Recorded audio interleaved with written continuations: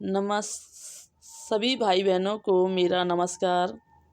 आप सभी का हमारे चैनल लाइफ सक्सेस में बहुत बहुत स्वागत है।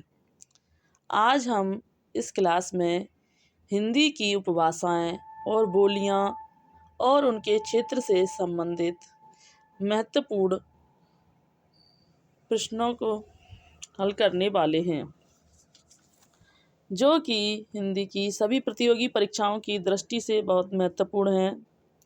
लगभग और सभी परीक्षा में इसमें से 2-4 नंबर के प्रश्न पूछे जाते रहे हैं, इसलिए यह क्लास आपके लिए बहुत ही उपयोगी साबित होगी। इसलिए इसे बीच में स्किप करने की गलती ना करें। चलो तो क्लास शुरू करते हैं कि पश्चिमी हिंदी में पश्चिमी क्षेत्र में हिंदी की 5 बोलियां निम्नलिखित हैं। तो पश्चिमी क्षेत्र में हिंदी की 5 बोलियां निम्नलिखित हैं। तो जिनमें से पहली बोली है खड़ी बोली। खड़ी बोली को कौरवी कहा जाता है और खड़ी बोली को जो कौरवी कहने वाले थे वो राहुल साकृत्यायन जी थे। खड़ी बोली का जो उद्भव है वो सौरसैनी अपभ्रंश के उत्तरी रूप से हुआ था है। इसका क्षेत्र जो है खड़ी बोली देहरादून, मैदानी भाग सहारनपुर, मुजफ्फरनगर, मेरठ, दिल्ली का कुछ भाग, बिजनौर, रामपुर, मुरादाबाद है। मेरठ, दिल्ली का कुछ भाग, बिजनौर, रामपुर तथा मुरादाबाद है। खड़ी बोली के लिए सुनीति कुमार चटर्जी ने जनपदीय हिंदुस्तानी शब्द का प्रयोग किया है। किसका? खड़ी बोली के लिए सुनीति कुमार चटर्जी ने जनपदीय हिंदुस्तानी शब्द का प्रयोग किया है। खड़ी बोली आकार बहुला बोली है। कौन सी है? खड़ी बोली जो है वो आकार बहुला बोली मानी जाती है।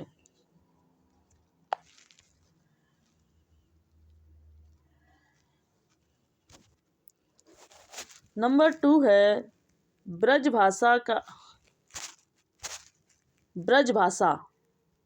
का विकास भी सौरसैनी अपभ्रंश के मध्यवर्ती रूप से हुआ है। किसका? ब्रजभाषा का विकास भी सौरसैनी अपभ्रंश के मध्यवर्ती रूप से हुआ है। यह आगरा, मथुरा, अलीगढ़, धौलपुर, मैनपुरी, एटा, बदायूं, बरेली तथा उनके आसपास के क्षेत्रों में बोली जाती है। जो ब्रजभाषा है वो आगरा, मथुरा, अलीगढ़, धौलपुर, मैनपुरी, एटा, बदायूं, बरेली तथा उनके आसपास के क्षेत्रों में बोली जाती है। ब्रजभाषा साहित्य और लोक साहित्य दोनों दृष्टियों से संपन्न है। यह कृष्ण भक्ति की एकमात्र भाषा है। तो ब्रजभाषा जो है वो कृष्ण भक्ति की एकमात्र भाषा रही है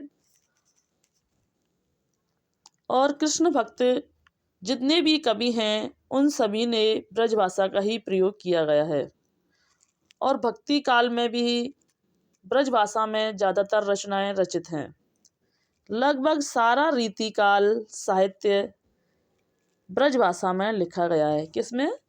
लगभग सारा जो रीतिकाल है वो ब्रजभाषा में लिखा गया है। साहित्यिक दृष्टि से यह हिंदी भाषा की सर्वाधिक महत्वपूर्ण बोली है। किसकी है? साहित्यिक दृष्टि से यह हिंदी भाषा की सर्वाधिक साहित्यिक बोली है।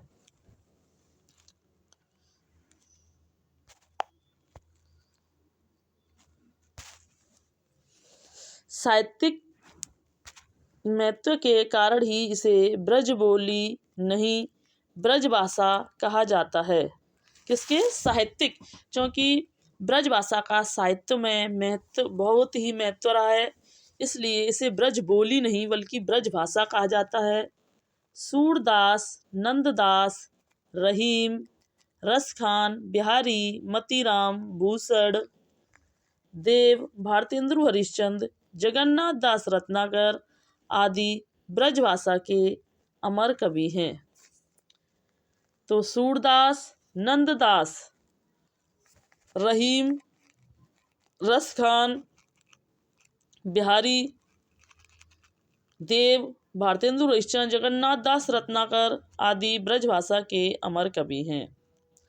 तुलसीदास जी ने भी अपनी कुछ रचनाएं ब्रजभाषा में की हैं। किसने? तुलसीदास जी ने भी अपनी कुछ रचनाएं ब्रजभाषा में की हैं, जैसे कवितावली और विनय पत्रिका। कौन सी? कवितावली, विनय पत्रिका आदि जो हैं वो ब्रजभाषा में लिखित मानी जाती हैं, जबकि तुलसीदास जो हैं वो ब्रजभाषा और अवधी दोनों में ही उन्होंने रचना की है। नंबर 3 है बांगरू। बांगरू को हरियाणवी भी कहा जाता है। इसका विकास उत्तरी सौर सैनी अपभ्रंश के पश्चिमी रूप से हुआ है। तो बांगरू या हरियाणवी का जो विकास है वह उत्तरी सौर सैनी अपभ्रंश के पश्चिमी रूप से हुआ है। इसका क्षेत्र हरियाणा, दिल्ली का देहाती भाग है। हरियाणी भाषा आकार बहुला है। हरियाणवी कैसी है? हरियाणवी भाषा जो है वो आकार बहुला बोली है।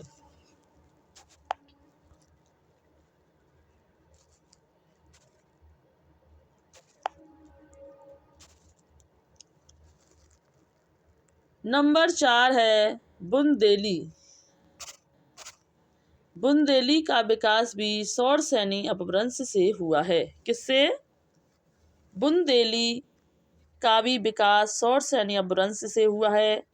इसका जो क्षेत्र है झांसी, बुंदेली, झांसी, जालौन, हमीरपुर, ग्वालियर, ओरछा, सागर, नरसिंहपुर, सिवनी, होशंगाबाद तथा उनके आसपास के क्षेत्र हैं। बुंदेली भाषा ओकार बहुला है। बुंदेली कैसी भाषा है? तो बुंदेली जो है वो ओकार बहुला भाषा है। नंबर 5 है कन्नौजी। कन्नौजी का विकास भी सौर सैनी अपभ्रंश से हुआ है। किसका? कन्नौजी भाषा का भी विकास सौर सैनी अपभ्रंश से हुआ है। इसका कन्नौजी जो है वो इटावा, फर्रुखाबाद, शाहजहाँपुर, कानपुर, हरदोई, पीलीभीत है। कन्नौजी भाषा ओकार बहुला है। तो इसके क्षेत्र इटावा, फर्रुखाबाद, शाहजहाँपुर, कानपुर, हरदोई, पीलीभीत हैं। कन्नौजी भाषा जो है वो ओकार बहुला बोली है। कैसी है? ओकार बहुला बोली है।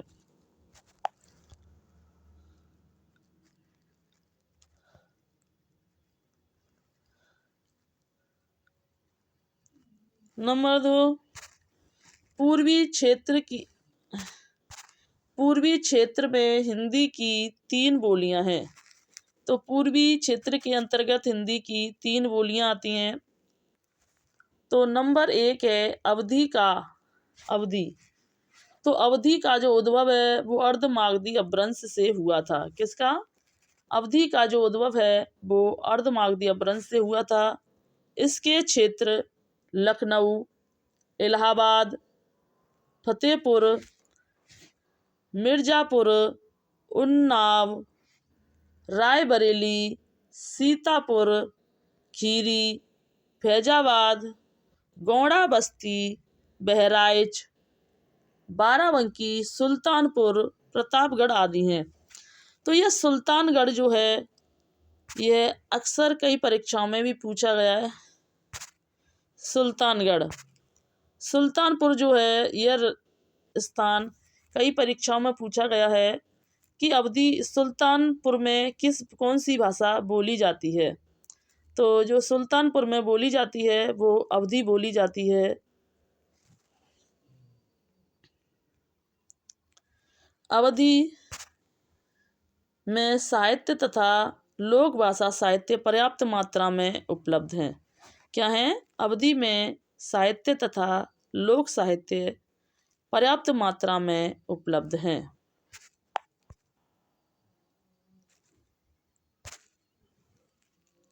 अवधि में साहित्य तथा लोक साहित्य पर्याप्त मात्रा में उपलब्ध हैं। प्रबंध काव्य परंपरा का विकास विशेष रूप से अवधि में हुआ है। सूफी काव्य राम भक्ति काव्य की रचना अवधि में हुई है। मुल्ला दाऊद, कुतवन, मंझन जायसी, तुलसीदास और नारायण दास, जगजीवन साहब, रघुनाथ दास, राम सनेही आदि इनके प्रसिद्ध साहित्यकार हैं। अवधि में लिखा गया है सर्वप्रथम रामचरितमानस। भारत के बाहर फिजी में अवधी बोलने वालों की संख्या अच्छी खासी है। किसमें? भारत के बाहर फिजी में। तो फिजी में जो अवधी बोलने वालों की संख्या कैसी है? अच्छी खासी मानी गई है।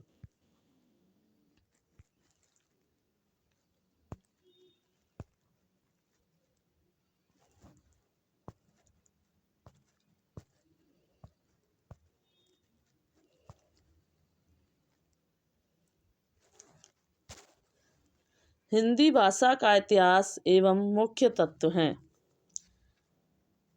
तो बघेली का उद्भव अर्धमागधी अपभ्रंश के एक क्षेत्रीय रूप से हुआ है। किसका? बघेली का जो उद्भव है वो अर्धमागधी अपभ्रंश के ही एक क्षेत्रीय रूप से हुआ है। इसके क्षेत्र रीवा, सतना, शहडोल, महर और उसके आसपास हैं।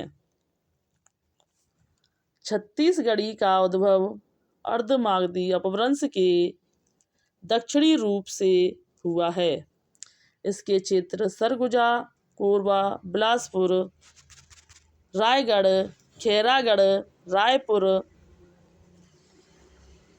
दुर्ग, राजनंद, कांकेर आदि हैं।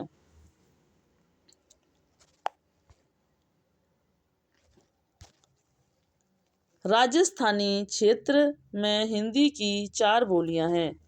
तो राजस्थानी क्षेत्र में कौन सी हैं? 4 बोलियां हैं।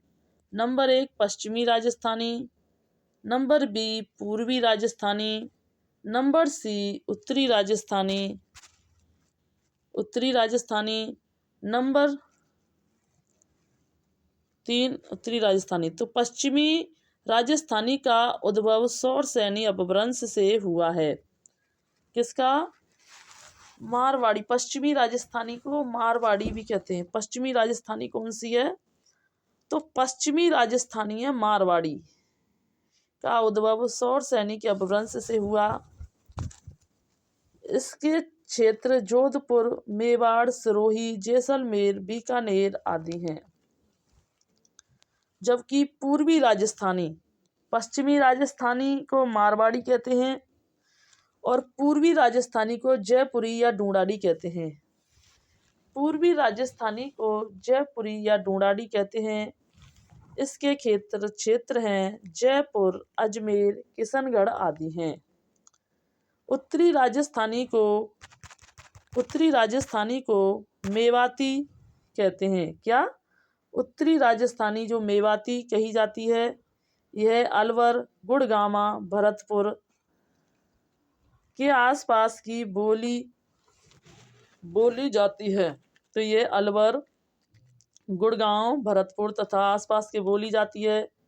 इसकी एक सीमित मिश्रित बोली अहीर बाटी है जो गुड़गामा गांव, दिल्ली, करनाल के पश्चिमी क्षेत्रों में बोली जाती है।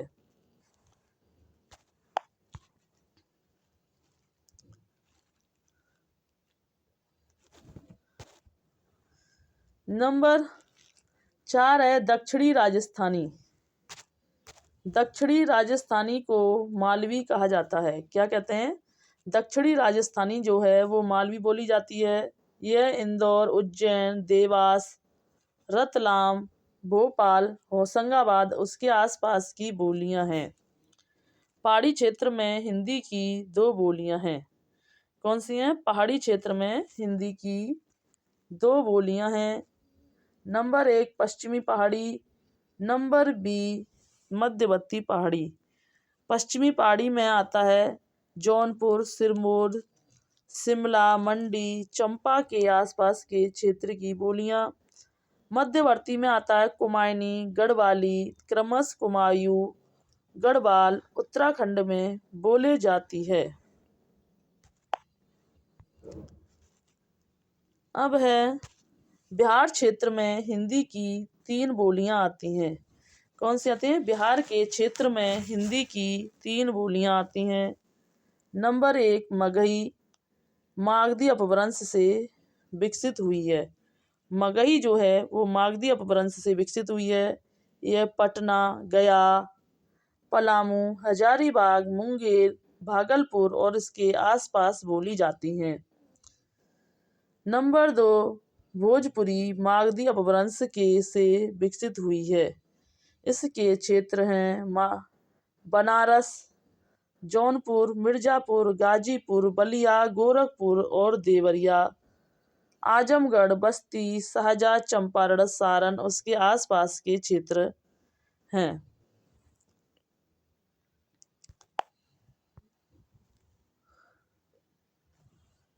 मैथिली।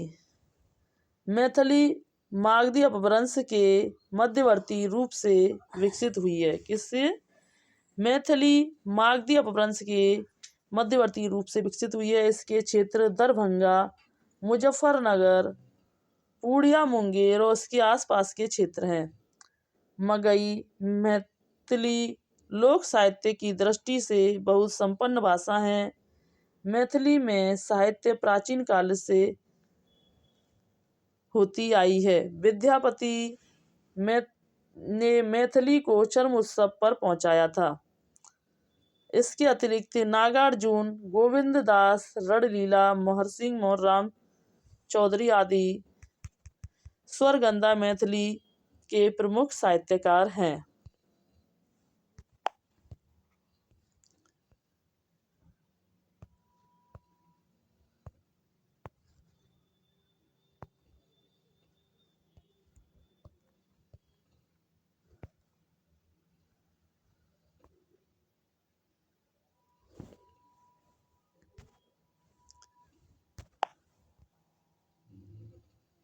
ये भी बहुत महत्वपूर्ण है, इन्हें भी देखते हैं कि अष्टम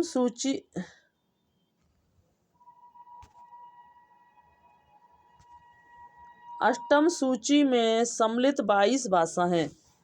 तो अष्टम सूची में कितनी भाषाएं सम्मिलित की गई हैं? तो अष्टम सूची में 22 भाषाएं सम्मिलित की गई हैं। कौन सी? 22 भाषा हैं। आरंभ में 14 भाषाओं को इस सूची में सम्मिलित किया गया था। तो ये अक्सर परीक्षाओं में पूछे जाते हैं कि अष्टम सूची में कितनी भाषाएं, या पहले आरंभ में कितनी भाषाएं थी, बाद में कितनी भाषाएं जोड़ी गई। तो इनसे क्वेश्चन बनते आ रहे हैं हमेशा से, इसलिए ये बहुत महत्वपूर्ण टॉपिक है। तो नंबर ए असमिया, बांग्ला, गुजराती, हिंदी, कन्नड़, कश्मीरी, मलयालम, मराठी, उड़िया, पंजाबी, संस्कृत, तमिल, तेलुगु और उर्दू हैं।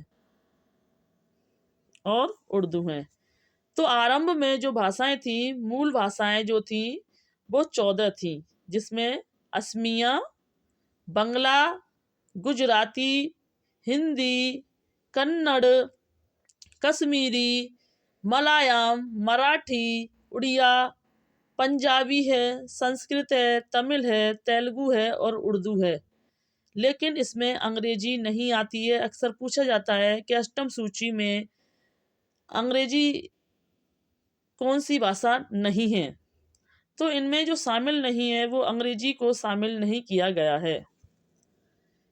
21वें संशोधन के अंतर्गत 1967 में सिंधी भाषा को 15वें संशोधन को शामिल किया गया है। 21वें संशोधन के अंतर्गत 15वीं भाषा कौन सी बनी थी? 14 तो उनकी मूल भाषाएं थी और जो 15वीं भाषा बनी थी वो सिंधी भाषा बनी थी 21वें संशोधन के अंतर्गत। किसके तहत? 21वें संशोधन 1967 के अंतर्गत सिंधी जो थी वो 15वीं भाषा बनी थी। 71वें संशोधन के अंतर्गत वर्ष 1992 में कोकड़ी 16वीं,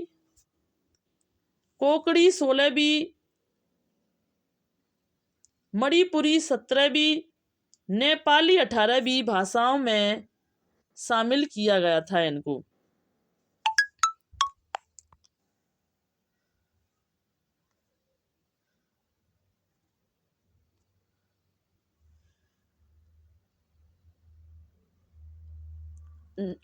बानवें संशोधन के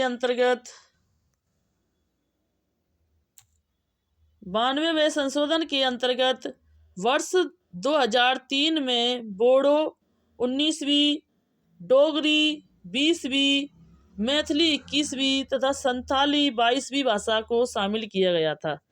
किसमें?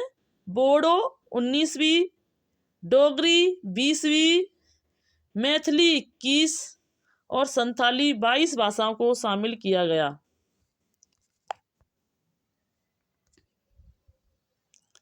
संविधान के अनुच्छेद 351 में हिंदी भाषा के विकास के लिए निर्देशों का उल्लेख है।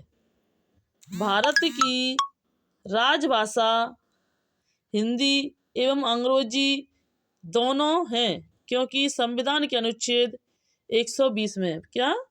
भारत की जो राजभाषा हिंदी और अंग्रेजी दोनों हैं, क्योंकि संविधान के अनुच्छेद 120 में धारा 1 और भाग 17 के अनुसार अनुच्छेद 348 के उपबंधों के अधीन संसद का कार्य हिंदी या अंग्रेजी में किया जाएगा। क्या? तो अनुच्छेद 348 के उपबंधों के अधीन संसद का जो कार्य है वो हिंदी या अंग्रेजी में किया जाएगा। संविधान में आश्वासन दिया गया था कि वर्ष 1965 से सारा कामकाज हिंदी में होगा, परंतु सरकारी नीतियों के कारण ऐसा नहीं हो सका। वर्ष 1967 में राजभाषा अधिनियम के द्वारा हिंदी के साथ अंग्रेजी को भी सदा के लिए राजभाषा बना दिया गया।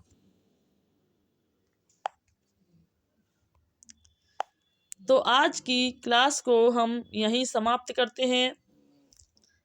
अगर आपको हमारी ये क्लास अच्छी लगी हो तो इसे लाइक करें। हमारे चैनल को ऐसी ही महत्वपूर्ण वीडियो देखने के लिए सब्सक्राइब करें और कमेंट करें कि हमारी यह क्लास कैसी रही और आपको किस टॉपिक पर क्लास चाहिए, तो वैसे ही हम लाते रहें और इस क्लास को अपने फ्रेंड्सों में शेयर करें। धन्यवाद।